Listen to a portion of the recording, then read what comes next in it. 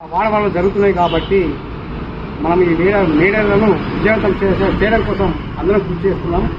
ఎందుకంటే 138 సంవత్సరాల నుండి మరి అమెరికాలోని చికాగో నగరంలో హేమా మార్కెట్లోని మరి ఇవాళ కార్మికులు అంతా కలిసికట్టుగా వచ్చి పని దినాల్ని కుదించాలని చెప్పేసి 12 గంటల పని దినాల్ని కుదించాలని చెప్పేసి ఆ రోజు ఉద్యమాలు చేస్తుంటే మరి 12 గంటల పని దినం కాదురా బాబు, 8 గంటల పని దినాన్ని మాకు అప్పచెప్పండి అని చెప్పేసి ఉవ్వెత్తిన ఉద్యమం చేస్తుంటే అక్కడ పోలీసు ముక్కలు మరి అలా దాడి చేసి కాల్పులు జరిపి ఏకపక్షంగా కాల్పులు జరిపి అనేక మంది అమరులైనటువంటి చరిత్ర ఈ రోజు.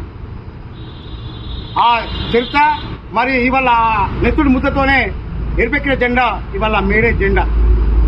అందుకొరకే ఇవాళ ప్రపంచవ్యాప్తంగా మేడే వారోత్సవాలు ఘనంగా జరుగుతున్నాయి. మరి అట్లాగే కేంద్రంలో ఉన్నటువంటి నరేంద్ర మోడీ కూడా కార్మిక చట్టాల సవరణతోని మన ముందుకు వచ్చిండు.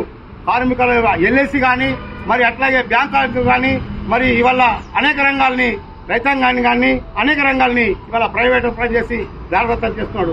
ఆదాని అంబానీలకు ఇవాళ దారదత్తం చేసిన పరిస్థితి.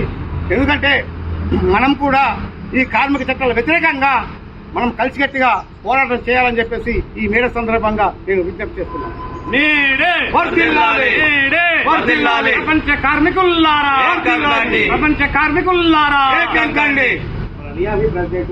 రామ్ గారు మాట్లాడుతున్నారు.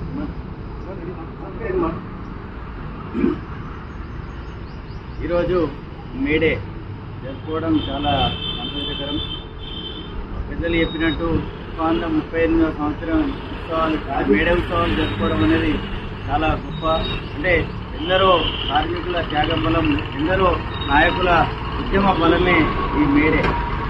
గత అగ్రవర్ణ నాయకులు అణిచి తొక్కుతున్న వేళ ఈ ఉద్యమ రూపంలో వచ్చిందే మేడే. ఆ రోజు నుంచి ఈ రోజు వరకు అందరూ ఏకతాటిపై ఉండి దీన్ని గొప్పగా నిర్వహిస్తున్నటువంటి నాయకులకు, ఈ ఉద్యమంలో అసూలు బాసిన నాయకులందరికీ కూడా మనం జోహార్లు అర్పిస్తూ మీ అందరికీ మరొకసారి మేడే శుభాకాంక్షలు. ప్రపంచ కార్మికులందరికీ కూడా ధన్యవాదాలు, శుభాకాంక్షలు. Thank you.